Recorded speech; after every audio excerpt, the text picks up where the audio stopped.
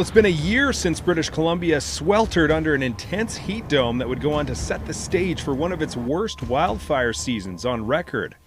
Well, extreme heat continues here in Lytton, British Columbia for a third straight day now. Now, it all really began in late June following an unprecedented heat wave that saw Canada's all-time record high temperature smashed in Lytton, BC, which nearly reached 50 degrees Celsius on June 29th.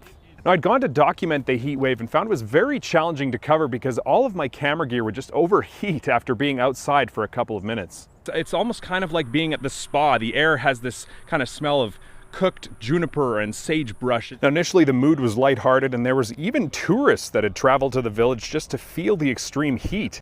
I did some experiments and walked around the village taking temperature measurements with an infrared gun, not having any idea of what was about to come. But like clockwork, on the Tuesday that the all-time temperature record was broken, a number of wildfires just exploded across the southern interior. I quickly left Lytton and drove towards Savannah, where I saw just a tremendous pyrocumulonimbus exploding into the lower stratosphere at sunset. Now, I got in a little bit closer to the inferno that evening and recall the sound of the fire just roaring up on the mountainside, and I also noticed some birds fleeing from the fire, which was a very eerie moment.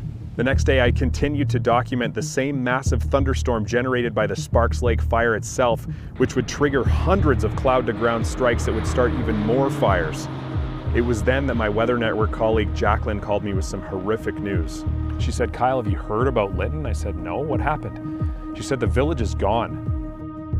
The fire came up so fast that over 90% of the community was lost in about 20 minutes, which meant residents were forced to flee, leaving belongings and pets behind.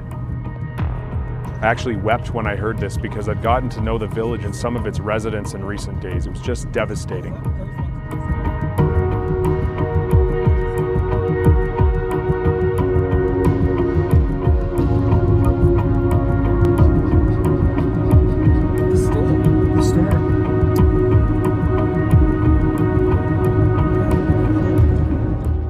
So I went home to the prairies for a few weeks, but the fire season raged on in southern BC. We're under an evacuation alert. What that means is that we have to be ready to go at any time if we get an evacuation order. So our own Jacqueline Whittall, who lives in Vernon, was under an evacuation alert for about 3 weeks, with some really tense moments at times as the White Rock Lake fire burned on just the other side of Okanagan Lake. This is charred. It's from across the lake. Look at this ash on my hands. This is just, okay? I came back to the Okanagan Valley myself in mid-August just as severe fire weather conditions peaked. At one point, the entire city of Vernon, a city of nearly 50,000, was placed under evacuation alert. This is officially the weirdest sky I think I've ever seen. The skies just turned this apocalyptic orange one evening, but I wasn't quite prepared for what I would see the next day. I've never seen anything like this. It's terrifying. The sun has just been blotted out by the smoke. At 4 o'clock in the afternoon, a little ways northwest of Vernon, the sky turned black. I had the wherewithal to do a Facebook Live in those terrifying moments to share the experience with others. It's a very serious situation, given the fact that it is dark as night out here in the middle of the day. The crickets are singing. It's absolutely terrifying. Like, I'm actually shaking right now. The summer of 2021 will go down as one of the worst wildfire seasons on record in BC and was a very impactful and eye-opening assignment for me personally.